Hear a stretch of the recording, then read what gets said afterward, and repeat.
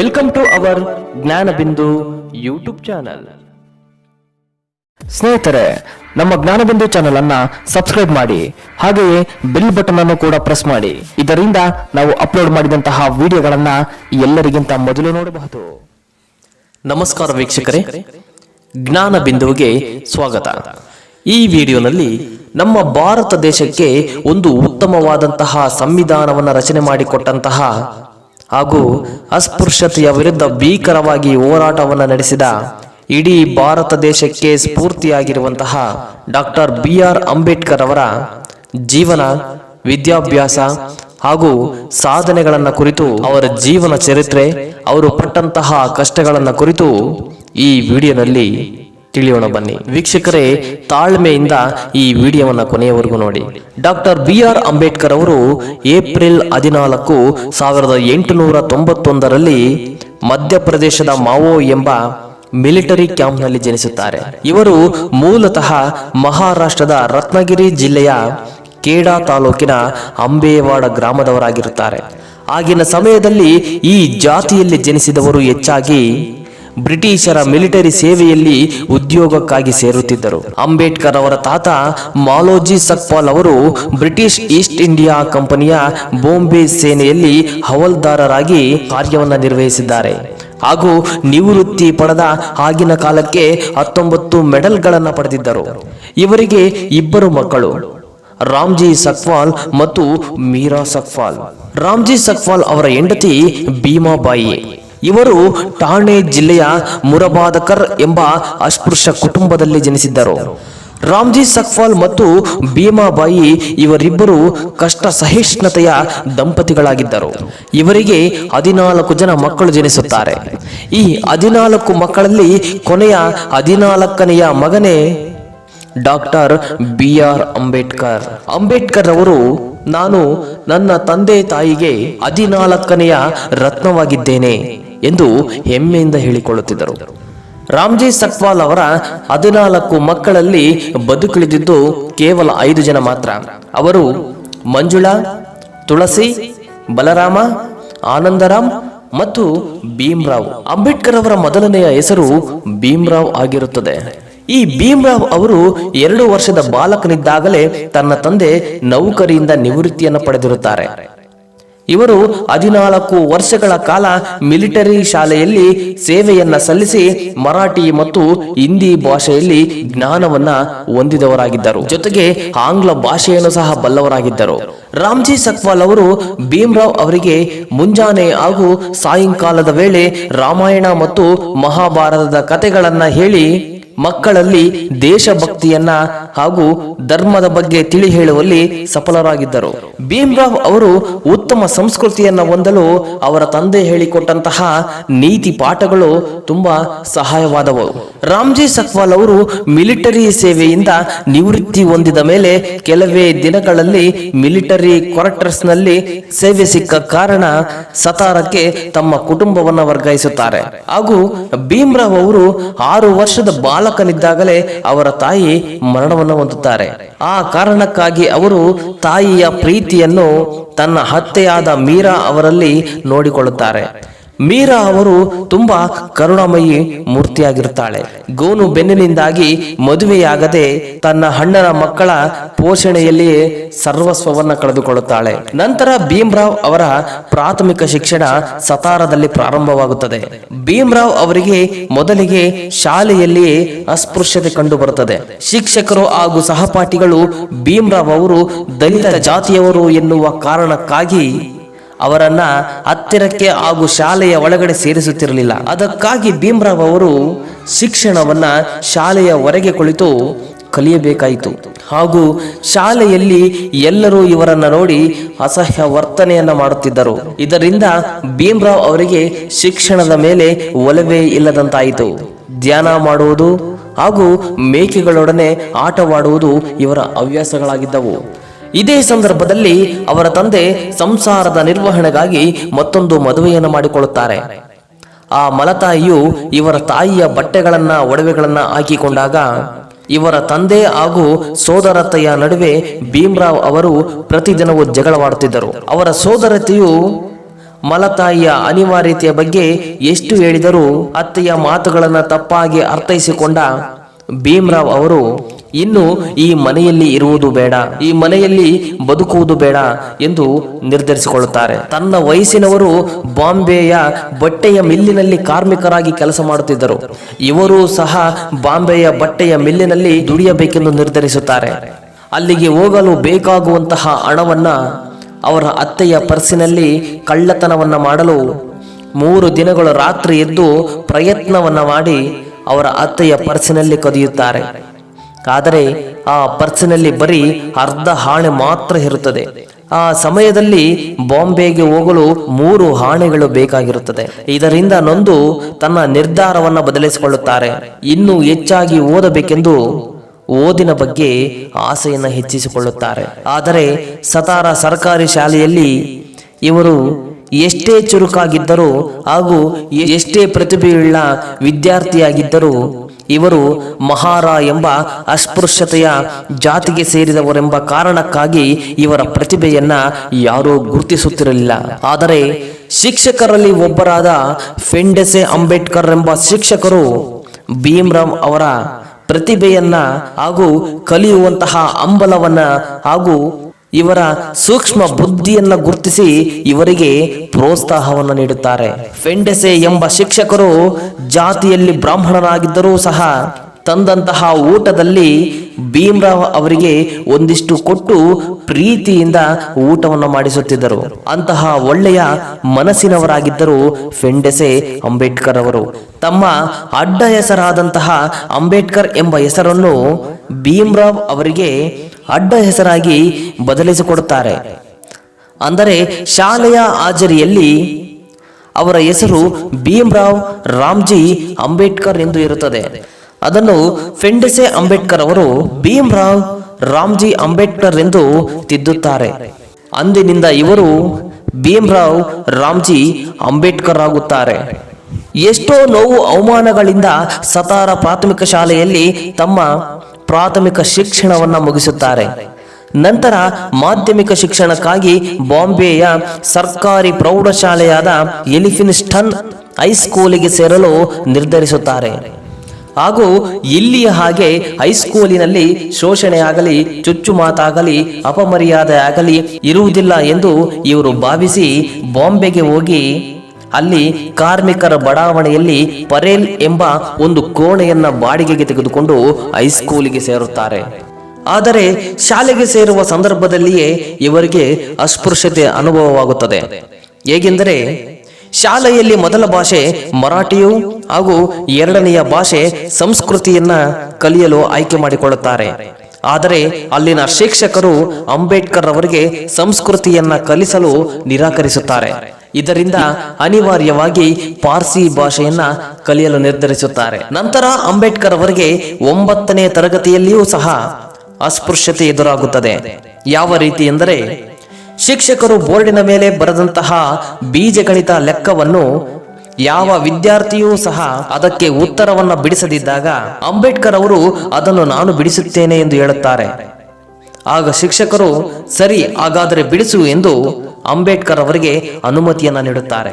ಆಗ ಅಂಬೇಡ್ಕರ್ ಅವರು ಲೆಕ್ಕ ಬಿಡಿಸಲು ಬೋರ್ಡಿನ ಬಳಿ ಹೋಗಬೇಕಾದರೆ ಶಾಲೆಯ ವಿದ್ಯಾರ್ಥಿಗಳು ಅಂಬೇಡ್ಕರ್ ಅವರನ್ನ ತಡೆದು, ಬೋರ್ಡಿನ ಹಿಂದೆ ನಮ್ಮ ಊಟದ ಬಾಕ್ಸ್ಗಳಿವೆ, ನೀನು ಬೋರ್ಡನ್ನ ಮುಟ್ಟಿದರೆ ನಮ್ಮ ಊಟದ ಬಾಕ್ಸ್ಗಳಿಗೆ ಅಸ್ಪೃಶ್ಯತೆ ಆಗುತ್ತದೆ ಎಂದು ಅವಮಾನಿಸುತ್ತಾರೆ.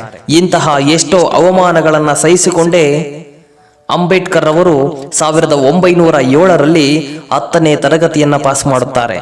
ಅಲ್ಲಿನ ಅಸ್ಪೃಶ್ಯರಲ್ಲಿಯೇ 750 ಅಂಕಗಳಿಗೆ 282 ಅಂಕಗಳನ್ನು ಪಡೆದು ಪಾಸ್ ಆದಂತಹ ಮೊದಲನೆಯ ವಿದ್ಯಾರ್ಥಿ ಆಗಿರುತ್ತಾರೆ. ಹಾಗೂ ಅಲ್ಲಿನ ಅಸ್ಪೃಶ್ಯ ವರ್ಗದವರೆಲ್ಲ ಇವರಿಗೆ ಸನ್ಮಾನವನ್ನ ಮಾಡಲು ಆಗಿನ ಸಮಾಜ ಸುಧಾರಕರಾದ ಎಸ್.ಕೆ. ಬೋಲೆ ಅವರು ನಿರ್ಧರಿಸುತ್ತಾರೆ. ಹಾಗೂ ಈ ಸಮಾರಂಭಕ್ಕೆ ಮುಖ್ಯ ಅತಿಥಿಗಳಾಗಿ ಸರಕಾರಿ ನಿವೃತ್ತಿ ಪಡೆದಂತಹ ಶಿಕ್ಷಕರಾದಂತಹ ಕೆ.ಎ. ಕೆಲಸ್ಕರ್ ಅವರು ತುಂಬು ಹೃದಯದಿಂದ ಅಭಿನಂದಿಸಿ ಅವರಿಗೆ ಉನ್ನತವಾದಂತಹ ವ್ಯಾಸಂಗವನ್ನ ಮಾಡಲು ತಮ್ಮ ಕೈಲಾದಂತಹ ಸಹಾಯವನ್ನ ಮಾಡುತ್ತೇನೆ ಎಂದು ಹೇಳುತ್ತಾರೆ. ಹಾಗೂ ಅವರೇ ಬರೆದಂತಹ ಭಗವಾನ್ ಬುದ್ಧರ ಚರಿತ್ರೆಯ ಪುಸ್ತಕವನ್ನ ಅಂಬೇಡ್ಕರ್ ಅವರಿಗೆ ಕಾಣಿಕೆಯಾಗಿ ನೀಡುತ್ತಾರೆ.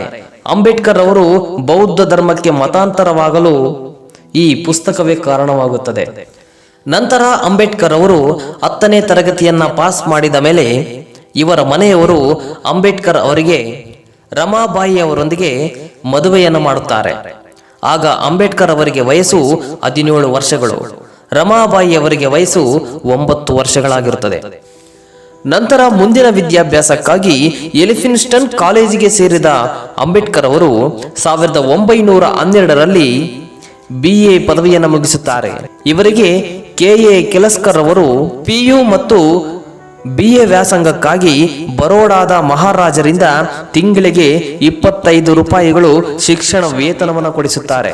ಅಂಬೇಡ್ಕರ್ ಅವರು BA ಓದುವಾಗ ಫ್ರೋ ಮುಲ್ಲರ್ ಎಂಬುವವರು ಹೆಚ್ಚು ಪ್ರೋತ್ಸಾಹವನ್ನ ನೀಡಿರುತ್ತಾರೆ. ಅದಕ್ಕಾಗಿ ಅಂಬೇಡ್ಕರ್ ಅವರಿಗೆ ಇವರು ಆದರ್ಶವಾಗಿರುತ್ತಾರೆ. ನಂತರ ಮೊದಲೇ ಸೈಯದ್ ರಾವ್ ಗಾಯಕವಾಡರೊಂದಿಗೆ ಮಾಡಿಕೊಂಡಂತಹ ಒಪ್ಪಂದದಂತೆ BA ಮುಗಿದ ಮೇಲೆ ಬರೋಡಾದ ಮಹಾರಾಜರ ಆಸ್ಥಾನದಲ್ಲಿ ಮಿಲಿಟರಿಯಲ್ಲಿ ಲೆಫ್ಟಿನೆಂಟ್ ಆಗಿ ನೇಮಕವಾಗುತ್ತಾರೆ. ಆದರೆ ಅವರು ಅಲ್ಲಿ ಹೆಚ್ಚು ಕಾಲ ಕೆಲಸ ಮಾಡಲು ಆಗಲಿಲ್ಲ. ಏಕೆಂದರೆ ಕೇವಲ 15 ದಿನಗಳು ಮಾತ್ರ ಕೆಲಸ ಮಾಡಿದರು. ಏಕೆಂದರೆ ತಂದೆ ಅನಾರೋಗ್ಯದಿಂದಿದ್ದಾರೆ ಎಂದು ಟೆಲಿಗ್ರಾಮ್ ಬರುತ್ತದೆ. ಆಗ ಬರೋಡಾದಿಂದ ಬಾಂಬೆಗೆ ಬರುತ್ತಾರೆ. ಬಂದಂತಹ ಮಗನ ಕೈಯನ್ನ ಹಿಡಿದುಕೊಂಡು ತಂದೆಯವರು ಏನು ಹೇಳಲು ತಡವರಿಸುತ್ತಾ ಇರುತ್ತಾರೆ. ಆದರೆ ಏನೂ ಹೇಳಲು ಸಾಧ್ಯವಾಗದೆ ಫೆಬ್ರವರಿ 2, 1913ರಲ್ಲಿ ಅವರು ತಮ್ಮ ಪ್ರಾಣವನ್ನು ಬಿಡುತ್ತಾರೆ. ತಂದೆಯ ಅಂತ್ಯಕ್ರಿಯೆಗಳನ್ನು ಮುಗಿಸಿಕೊಂಡ ಅಂಬೇಡ್ಕರ್ ಅವರು ಮುಂದೆ ಏನು ಮಾಡಬೇಕೆಂದು ಪ್ರಶ್ನೆಯನ್ನು ಹಾಕಿಕೊಂಡು ಇನ್ನೂ ಉನ್ನತವಾದಂತಹ ವ್ಯಾಸಂಗವನ್ನು ಮಾಡಲು ನಿರ್ಧರಿಸುತ್ತಾರೆ. ಅದೇ ಸಂದರ್ಭದಲ್ಲಿ ಬರೋಡಾದ ಮಹಾರಾಜರು ಯೋಗ್ಯ ವಿದ್ಯಾರ್ಥಿಗಳಿಗೆ ಅಮೆರಿಕಾದ ಕೊಲಂಬಿಯಾ ವಿಶ್ವವಿದ್ಯಾಲಯದಲ್ಲಿ ಓದಲು ಶಿಷ್ಯ ವೇತನವನ್ನ ಘೋಷಣೆ ಮಾಡುತ್ತಾರೆ. ಅಂಬೇಡ್ಕರ್ ಅವರು KA ಕೆಲಸ್ಕರ್ ಅವರ ಜೊತೆ ಬರೋಡಾದ ಮಹಾರಾಜರಲ್ಲಿ ಬಂದು ಶಿಷ್ಯ ವೇತನವನ್ನ ಪಡೆದು ಅಮೆರಿಕಾದ ಕೊಲಂಬಿಯಾ ವಿಶ್ವವಿದ್ಯಾಲಯದಲ್ಲಿ ಓದಲು 1913ರಲ್ಲಿ ಹೋಗುತ್ತಾರೆ. ಅಲ್ಲಿ ಅರ್ಥಶಾಸ್ತ್ರ, ಸಮಾಜಶಾಸ್ತ್ರ, ಇತಿಹಾಸ, ತತ್ವಜ್ಞಾನ, ರಾಜ್ಯಶಾಸ್ತ್ರಗಳನ್ನ ಅಧ್ಯಯನ ಮಾಡುತ್ತಾರೆ. 1915ರಲ್ಲಿ ಪ್ರಾಚೀನ ಭಾರತ ವಾಣಿಜ್ಯ ಪ್ರಬಂಧ ಮಂಡಿಸಿ MA ಪದವಿಯನ್ನ ಪಡೆದು ಅಂತಾರಾಷ್ಟ್ರೀಯ ಸಮಾಜಶಾಸ್ತ್ರೀಯ ವಿಚಾರ ಸಂಕಿರಣದಲ್ಲಿ ಭಾರತದ ಜಾತಿಗಳು ಎಂಬ ಪ್ರಬಂಧವನ್ನ ಮಂಡಿಸುತ್ತಾರೆ. ಹಾಗೂ 1916ರಲ್ಲಿ ಭಾರತದಲ್ಲಿ ರಾಷ್ಟ್ರೀಯ ಉತ್ಪನ್ನ ಎಂಬ ಪ್ರಬಂಧವನ್ನ ಮಂಡಿಸಿ ಅದೇ ವಿಶ್ವವಿದ್ಯಾಲಯದಿಂದ PhD ಪದವಿಯನ್ನು ಪಡೆಯುತ್ತಾರೆ. ಅಮೆರಿಕಾದಲ್ಲಿ MA ಮತ್ತು PhD ಮುಗಿಸಿದ ನಂತರ ಅಮೆರಿಕಾದಿಂದ ಇಂಗ್ಲೆಂಡಿಗೆ ಹೋಗುತ್ತಾರೆ. ಅಲ್ಲಿ ಲಂಡನ್ನಿನಲ್ಲಿ ಅರ್ಥಶಾಸ್ತ್ರ, ರಾಜಕೀಯ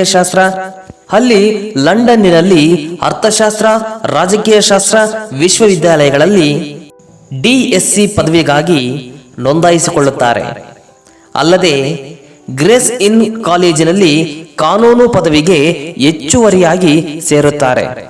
ಆದರೆ 1916ರ ಹೊತ್ತಿಗೆ ಸೈಯದ್ ರಾವ್ ಗಾಯಕವಾಡರ ಶಿಷ್ಯ ವೇತನ ಅವಧಿ ಮುಗಿದಿದೆ ಎಂದು ಹಿಂದಕ್ಕೆ ಮರಳಿ ಬರಲು ಹೇಳಿದಾಗ ಅಂಬೇಡ್ಕರ್ ಅವರು ತುಂಬಾ ನೋವನ್ನು ಅನುಭವಿಸುತ್ತಾರೆ. ಆದರೂ ಸಹ ಅನಿವಾರ್ಯವಾಗಿ ತಮ್ಮ ವ್ಯಾಸಂಗವನ್ನು ಅರ್ಧಕ್ಕೆ ನಿಲ್ಲಿಸಿ ಹಾಗೂ ಗುರುಗಳ ಬಳಿ ವಿನಯದಿಂದ ತಮ್ಮ ಅಡ್ಮಿಷನ್ ಅನ್ನು ರದ್ದು ಮಾಡದಂತೆ ಕೋರಿ ಹಾಗೂ 4 ವರ್ಷಗಳ ನಂತರ ನಾನು ಬರುವುದಾಗಿ ಹೇಳಿ ವಾಪಸ್ಸು ಬರುತ್ತಾರೆ. ಮೊದಲೇ ನಿರ್ಧರಿಸಿದ ಒಪ್ಪಂದದಂತೆ ಅಂಬೇಡ್ಕರ್ ಅವರು ಬರೋಡಾದ ಮಹಾರಾಜರ ಆಸ್ಥಾನದಲ್ಲಿ ಸೈನ್ಯದ ಕಾರ್ಯದರ್ಶಿಗಳಾಗಿ ಕೆಲಸಕ್ಕೆ ಸೇರುತ್ತಾರೆ. ಆದರೆ ಅಲ್ಲಿ ಮಹಾರಾಜರಿಗೆ ತಿಳಿಯದಂತೆ ಆ ಆಸ್ಥಾನದ ಹಿರಿಯ ಮಂತ್ರಿಗಳು ಅಂಬೇಡ್ಕರ್ ಅವರ ನಡುವೆ ಅಸ್ಪೃಶ್ಯತೆಯಿಂದ ನಡೆದುಕೊಳ್ಳುತ್ತಿದ್ದರು. ಅಂಬೇಡ್ಕರ್ ಅವರನ್ನು ಅಲ್ಲಿರುವಂತಹ ಫೈಲ್ಗಳನ್ನು ಸಹ ಮುಟ್ಟಿಸುತ್ತಿರಲಿಲ್ಲ ಹಾಗೂ ಇವರಿಗೆ ಆಸ್ಥಾನದಲ್ಲಿ ಯಾವುದೇ ನಿವೇಶನ ನೀಡಲಿಲ್ಲ. ಹಾಗೂ ಇವರು ಇದ್ದ ಪಾರ್ಸಿ ಹೋಟೆಲ್ನಿಂದ ಇವರನ್ನ ದಬ್ಬಿ ಹೊರಹಾಕುತ್ತಾರೆ. ನಂತರ ಅನಿವಾರ್ಯವಾಗಿ ಅಲ್ಲಿ ಕೆಲಸ ಮಾಡಲಾಗದೆ ಬಾಂಬೆಗೆ ಬರುತ್ತಾರೆ. ಅಲ್ಲಿ ಸಿಡ್ ಸ್ಯಾಮ್ ಕಾಲೇಜಿನಲ್ಲಿ ಉಪನ್ಯಾಸಕರಾಗಿ ಕೆಲಸಕ್ಕೆ ಸೇರುತ್ತಾರೆ. ಆದರೆ ಈ ಸರ್ಕಾರಿ ಕಾಲೇಜಿನಲ್ಲಿಯೂ ಸಹ ಅಂಬೇಡ್ಕರ್ ಅವರಿಗೆ ಅಸ್ಪೃಶ್ಯತೆ ಕಾಡುತ್ತದೆ. ಅಲ್ಲಿ ಎಲ್ಲ ಉಪನ್ಯಾಸಕರಿಗಾಗಿ ಕುಡಿಯಲು ನೀರು ಇಟ್ಟಿರುವ ಪಾತ್ರೆಯಲ್ಲಿ ಇವರು ಸಹ ನೀರನ್ನು ಕುಡಿದಾಗ ಗುಜರಾತಿನ ಉಪನ್ಯಾಸಕರೊಬ್ಬರು ಇವರನ್ನ ನೀನು ಅಸ್ಪೃಶ್ಯನು, ಈ ಪಾತ್ರೆಯಲ್ಲಿ ನೀರನ್ನು ಕುಡಿಯಬೇಡ ಎಂದು ಅವಮಾನಿಸಿರುತ್ತಾನೆ. ಸ್ವಲ್ಪ ದಿನಗಳ ನಂತರ ಅಂಬೇಡ್ಕರ್ ಅವರಿಗೆ ಕೊಲ್ಲಾಪುರದ ಸಾಹು ಮಹಾರಾಜರು ಅಂಬೇಡ್ಕರ್ ಅವರ ಮುಂದಿನ ಉನ್ನತವಾದಂತಹ ವ್ಯಾಸಂಗಕ್ಕಾಗಿ ಶಿಷ್ಯ ವೇತನವನ್ನು ನೀಡಲು ಮುಂದಾಗುತ್ತಾರೆ. ಆಗ ಅಂಬೇಡ್ಕರ್ ಅವರು ಹೇಗೋ ಕಾಲೇಜಿನಲ್ಲಿ ಉಪನ್ಯಾಸ ಮಾಡಿ ಕೂಡಿಟ್ಟಂತಹ ಹಣ ಮತ್ತು ಸಾಹು ಮಹಾರಾಜರಿಂದ ಶಿಷ್ಯ ವೇತನ ಮತ್ತು ತನ್ನ ಪಾರ್ಸಿ ಗೆಳೆಯನಾದಂತಹ ನವಲಬೆತಾ ಎನ್ನುವರಿಂದ ಸ್ವಲ್ಪ ಹಣವನ್ನ ಸಾಲ ಪಡೆದು ಲಂಡನ್ನಿಗೆ ಹೋಗುತ್ತಾರೆ. ಅಲ್ಲಿ 1920ರಲ್ಲಿ London School of Economic and Political Science ವಿಶ್ವವಿದ್ಯಾಲಯದಲ್ಲಿ MSc ಪದವಿಗಾಗಿ ಸೇರಿಕೊಳ್ಳುತ್ತಾರೆ. ಹಾಗೂ ಹಗಲು ರಾತ್ರಿ ಎನ್ನದೇ ಅಧ್ಯಯನವನ್ನು ಮಾಡುತ್ತಾರೆ. ಅವರಲ್ಲಿ ಸ್ವಲ್ಪ ಹಣವಿರುವ ಕಾರಣದಿಂದ ಅತ್ಯಧಿಕ ಕಷ್ಟವನ್ನು ಪಟ್ಟು ಒಂದು ದಿನಕ್ಕೆ ಬರೀ ಅರ್ಧ ಬ್ರೆಡ್ ಅನ್ನು ಮಾತ್ರ ಊಟವಾಗಿ ಸೇವಿಸಿ ಲಂಡನ್ನಿನ ಮ್ಯೂಸಿಯಂ ಎಂಬ ಗ್ರಂಥಾಲಯದಲ್ಲಿ ದಿನದ 18 ಗಂಟೆಗಳು ಅಧ್ಯಯನವನ್ನು ಮಾಡಿ 1921 ಪ್ರೊಫೆಸರ್ ಎಡ್ವಿನ್ ಕ್ಯಾನನ್ ಅವರ ಮಾರ್ಗದರ್ಶನದಲ್ಲಿ 1922ರಲ್ಲಿ ಬ್ರಿಟಿಷ್ ಭಾರತದಲ್ಲಿ ಸಾಮ್ರಾಜ್ಯಶಾಹಿ ಹಣಕಾಸಿನ ಪ್ರಾಂತೀಯ ವಿಕೇಂದ್ರೀಕರಣ ಎಂಬ ಪ್ರಬಂಧವನ್ನ ಮಂಡಿಸಿ MSc ಪದವಿಯನ್ನು ಪಡೆಯುತ್ತಾರೆ. ಹಾಗೂ ಅದೇ ವರ್ಷ ಗ್ರೇಸ್ ಇನ್ ಕಾಲೇಜಿನಿಂದ LLB ಅನ್ನು ಪಡೆಯುತ್ತಾರೆ. ನಂತರ ಜರ್ಮನಿಯಲ್ಲಿ ಬ್ಯಾನ್ ವಿಶ್ವವಿದ್ಯಾಲಯದಲ್ಲಿ ಉನ್ನತ ಪದವಿಗಾಗಿ ನೋಂದಾಯಿಸಿಕೊಂಡು 6 ತಿಂಗಳ ಕಾಲ ಅಭ್ಯಾಸವನ್ನ ಮಾಡಿ ಆರ್ಥಿಕವಾಗಿ ಕಡುಬಡತನದಿಂದ ಇದ್ದ ಕಾರಣ ವ್ಯಾಸಂಗವನ್ನ ಮಧ್ಯದಲ್ಲಿಯೇ ನಿಲ್ಲಿಸಿ ಭಾರತಕ್ಕೆ ಬಂದು ವಕೀಲ ವೃತ್ತಿಯನ್ನ ಪ್ರಾರಂಭಿಸುತ್ತಾರೆ. ಇವರಿಗೆ ಸಮಾಜ ಸೇವೆಯಲ್ಲಿ ಅಪಾರವಾದಂತಹ ಕಾಳಜಿ ಇದ್ದು ಹಾಗೂ ಸಮಾಜದಲ್ಲಿ ಅಸ್ಪೃಶ್ಯತೆ ಮತ್ತು ಅವಮಾನಗಳಿಗೆ ಒಳಗಾದಂತಹ ದಲಿತ ವರ್ಗದವರನ್ನ ಜಾಗೃತಿಗೊಳಿಸಿ ಅವರಿಗೆ ಶಿಕ್ಷಣ ಜ್ಞಾನವನ್ನ ನೀಡಿ ಸಂಸ್ಕೃತಿಯ ಅರಿವನ್ನ ನೀಡಿ ಅವರಿಗೆ ಆರ್ಥಿಕ ಸೌಕರ್ಯಗಳನ್ನ ಮಾಡಿ ಅವರ ಸಮಸ್ಯೆಗಳಿಗೆ ಸ್ಪಂದಿಸಿ ಅವರಿಗೆ ಈ ಅಸ್ಪೃಶ್ಯತೆಯ ಅವಮಾನಗಳಿಂದ ಮುಕ್ತಿ ಕೊಡಿಸಬೇಕೆಂದು ನಿರ್ಧರಿಸುತ್ತಾರೆ. 1927ರಲ್ಲಿ ಮುಂಬೈನ ಶಾಸಕಾಂಗ ಸದಸ್ಯರಾಗಿ ಬ್ರಿಟಿಷ್ ಸರ್ಕಾರವು ಇವರನ್ನು ನೇಮಿಸುತ್ತದೆ. ಇವರು 1927ರಲ್ಲಿ ಸಾಮಾಜಿಕ ಹೋರಾಟದ ಜೀವನವನ್ನ ಆರಂಭಿಸುತ್ತಾರೆ. 1927ರಲ್ಲಿ ಬಹುದಿನಗಳಿಂದ ನೀರನ್ನ ನಿಷೇಧಿಸಿದಂತಹ ಚೌಡಾರ್ ಕೆರೆಯ ನೀರನ್ನ ತನ್ನ 10,000 ಜನ ಅನುಯಾಯಿಗಳೊಂದಿಗೆ ನೀರನ್ನು ಮುಟ್ಟುವ ಚಳವಳಿಯನ್ನ ಹಮ್ಮಿಕೊಳ್ಳುತ್ತಾರೆ. ಹಾಗೂ ಶ್ರೀಧಮನ ಪದ್ಧತಿಯನ್ನ ಸುಟ್ಟು ಹಾಕುತ್ತಾರೆ. 1930ರಲ್ಲಿ 15,000 ಅನುಯಾಯಿಗಳೊಂದಿಗೆ ನಾಸಿಕಾದಲ್ಲಿಯ ಕಾಳರಾಮ ದೇವಸ್ಥಾನವನ್ನ ಪ್ರವೇಶ ಮಾಡುವ ಚಳವಳಿಯನ್ನು ಮಾಡುತ್ತಾರೆ. 1930ರಿಂದ 1932ರವರೆಗೆ ಲಂಡನ್ನಿನಲ್ಲಿ ನಡೆಯುವ ದುಂಡು ಮೇಜಿನ ಸಮ್ಮೇಳನದಲ್ಲಿ ದಲಿತ ಪ್ರತಿನಿಧಿಯಾಗಿ ಭಾಗವಹಿಸಿ ದಲಿತರಿಗೆ ಪ್ರತ್ಯೇಕ ಮತದಾನ ಸೌಲಭ್ಯವನ್ನ ಕಲ್ಪಿಸಿಕೊಡುತ್ತಾರೆ. ಆಗ ಇಂಗ್ಲೆಂಡಿನ ಪ್ರಧಾನಿಯಾದ ಮಾರ್ಸ್ ಡೊನಾಲ್ಡ್ ಕೋಮ್ ಅವರ ಆದೇಶದಲ್ಲಿ ಈ ಅಧಿಕಾರವನ್ನ ದಲಿತರಿಗೆ ನೀಡುತ್ತಾರೆ. ಆದರೆ ಗಾಂಧೀಜಿಯವರು ದಲಿತರಿಗೆ ಪ್ರತ್ಯೇಕ ಮತದಾನ ಬೇಡ ಎಂದು ಹಿಂದೂ ಧರ್ಮ ಒಡೆದು ಹೋಗುತ್ತದೆ ಎಂದು ಪುಣೆಯ ಯರವಾಡ ಜೈಲಿನಲ್ಲಿ ಉಪವಾಸ ಸತ್ಯಾಗ್ರಹವನ್ನು ಮಾಡುತ್ತಾ ಇರುತ್ತಾರೆ. ಕೊನೆಗೆ ಅಂತಿಮವಾಗಿ ಗಾಂಧೀಜಿ ಮತ್ತು ಅಂಬೇಡ್ಕರ್ ಅವರ ನಡುವೆ ಸಂವಾದವನ್ನು ನಡೆಸಿ 71 ಸೀಟುಗಳ ಬದಲಾಗಿ 148 ಸೀಟುಗಳ ಜಂಟಿ ಮತದಾನ ಪದ್ಧತಿ ನೀಡಿ ದಲಿತರಿಗೆ ಮೀಸಲಾತಿ ನೀಡಲಾಯಿತು. ಇದು ಸೆಪ್ಟೆಂಬರ್ 24, 1930ರಲ್ಲಿ ನಡೆದಿದ್ದು ಇದನ್ನೇ ಪೂನಾ ಒಪ್ಪಂದ ಎಂದು ಕರೆಯುತ್ತಾರೆ. ಡಾಕ್ಟರ್ BR ಅಂಬೇಡ್ಕರ್ ಅವರು ಅಸ್ಪೃಶ್ಯರಿಗಾಗಿ ಮತ್ತು ಸಾಮಾಜಿಕ ಆರ್ಥಿಕ ಪ್ರಗತಿಗಾಗಿ ನಿರಂತರ ಬ್ರಿಟಿಷ್ ವರ್ಣ ವ್ಯವಸ್ಥೆಯ ವಿರುದ್ಧ ಹೋರಾಟವನ್ನು ನಡೆಸುತ್ತಾರೆ. 1935ರಲ್ಲಿ ಯೌಲಾ ಸಮ್ಮೇಳನದಲ್ಲಿ ಅಂಬೇಡ್ಕರ್ ಅವರು ನಾನು ಹಿಂದುವಾಗಿ ಹುಟ್ಟಿದ್ದು ಅನಿಶ್ಚಿತವಾಗಿ, ಆದರೆ ನಾನು ಹಿಂದುವಾಗಿ ಸಾಯುವುದಿಲ್ಲ ಎಂದು ಪ್ರತಿಜ್ಞೆಯನ್ನು ಮಾಡುತ್ತಾರೆ. ನಂತರ ಅದೇ ವರ್ಷ 1935ರಲ್ಲಿ ಅವರ ಪತ್ನಿ ರಮಾಬಾಯಿಯವರು ತೀರಿಕೊಳ್ಳುತ್ತಾರೆ. ಅಂಬೇಡ್ಕರ್ ಅವರಿಗೆ ಒಟ್ಟು 5 ಜನ ಮಕ್ಕಳು ಹುಟ್ಟಿರುತ್ತಾರೆ. ಅವರಲ್ಲಿ ಯಶವಂತರಾವ್ ಅಂಬೇಡ್ಕರ್ ಬಿಟ್ಟು ಉಳಿದವರೆಲ್ಲ ತೀರಿಕೊಂಡಿರುತ್ತಾರೆ. ನಂತರ 1936 ಇಂಡಿಪೆಂಡೆಂಟ್ ಲೇಬರ್ ಪಾರ್ಟಿಯನ್ನು ಸ್ಥಾಪಿಸಿ ಪ್ರಾಂತೀಯ ಶಾಸಕಾಂಗದಲ್ಲಿ ನಡೆದ ಚುನಾವಣೆಯಲ್ಲಿ 17 ಸ್ಥಾನಗಳಿಗೆ ಅಭ್ಯರ್ಥಿಗಳನ್ನು ನಿಲ್ಲಿಸುತ್ತಾರೆ. ಅದರಲ್ಲಿ 15 ಅಭ್ಯರ್ಥಿಗಳು ಗೆಲುವನ್ನು ಸಾಧಿಸುತ್ತಾರೆ. ನಂತರ ದಲಿತರಿಗೆ ಶಿಕ್ಷಣದ ಅವಶ್ಯಕತೆಯನ್ನು ಗಮನಿಸಿ 1946ರಲ್ಲಿ ಪೀಪಲ್ ಎಜುಕೇಶನ್ ಇನ್ಸ್ಟಿಟ್ಯೂಟ್ ಅನ್ನು ಸ್ಥಾಪಿಸುತ್ತಾರೆ. 1946ರಲ್ಲಿ ಸಂವಿಧಾನದ ರಚನಾ ಸಭೆಗೆ ಬಂಗಾಳದ ಪ್ರಾಂತ್ಯದಿಂದ ಆಯ್ಕೆಯಾಗಿ ಮುಂದೆ 1947ರಲ್ಲಿ ಕರಡು ಸಮಿತಿಯ ಅಧ್ಯಕ್ಷರಾಗಿ ನೇಮಕ ಹೊಂದಿ ಸತತವಾಗಿ 3 ವರ್ಷಗಳ ಕಾಲ ಹಗಲು ರಾತ್ರಿ ಬರೆದು ಸಂವಿಧಾನವನ್ನ 1950ರಲ್ಲಿ ಮುಕ್ತಾಯಗೊಳಿಸುತ್ತಾರೆ. ಅದಕ್ಕಾಗಿಯೇ ಇವರನ್ನ ಸಂವಿಧಾನದ ಶಿಲ್ಪಿ ಎಂದು ಪರಿಗಣಿಸಲಾಯಿತು. ನಂತರ ಕಾನೂನು ಮಂತ್ರಿಯಾದ ಜವಾಹರ್ಲಾಲ್ ನೆಹರೂರವರ ಜೊತೆ ಸೇರಿ ಅವರಿಗೆ ಆತ್ಮೀಯರಾಗಿ ನೆಹರೂರವರು ಆಗಿಕೊಂಡ ಪಂಚವಾರ್ಷಿಕ ಯೋಜನೆಗಳಿಗೆ ಮಾರ್ಗದರ್ಶಿಗಳಾಗಿ ಹಾಗೂ ಬಾಕ್ರಾನಂಗಲ್ ಅಣೆಕಟ್ಟು ಕಟ್ಟಲು ಡಾಕ್ಟರ್ BR ಅಂಬೇಡ್ಕರ್ ಅವರೇ ಸಲಹೆಯನ್ನ ನೀಡಿರುತ್ತಾರೆ. ಹಾಗೂ ನೆಹರೂರವರು ಅಂಬೇಡ್ಕರ್ ಅವರನ್ನ ವಿದೇಶಿಯರಿಗೆ ಪರಿಚಯ ಮಾಡಬೇಕಾದರೆ ಇವರು ನನ್ನ ಮಂತ್ರಿ ಮಂಡಲದ ವಜ್ರವಾಗಿದ್ದಾರೆ ಎಂದು ಪರಿಚಯವನ್ನ ಮಾಡುತ್ತಿದ್ದರು. ನಂತರ 1950ರಲ್ಲಿ ಅಮೆರಿಕಾದ ಕೊಲಂಬಿಯಾ ವಿಶ್ವವಿದ್ಯಾಲಯವು ಭಾರತದ ಸಂವಿಧಾನ ರಚನೆ ಮಾಡಿದ ಅಂಬೇಡ್ಕರ್ ಅವರನ್ನು ಸಂವಿಧಾನದ ಶಿಲ್ಪಿ ಸಮಾಜ ಪರಿವರ್ತಕ ಎಂದು ಪರಿಗಣಿಸಿ ಡಾಕ್ಟರ್ ಆಫ್ ಲಾ ಎಂಬ ಪದವಿಯನ್ನು ನೀಡಲಾಯಿತು.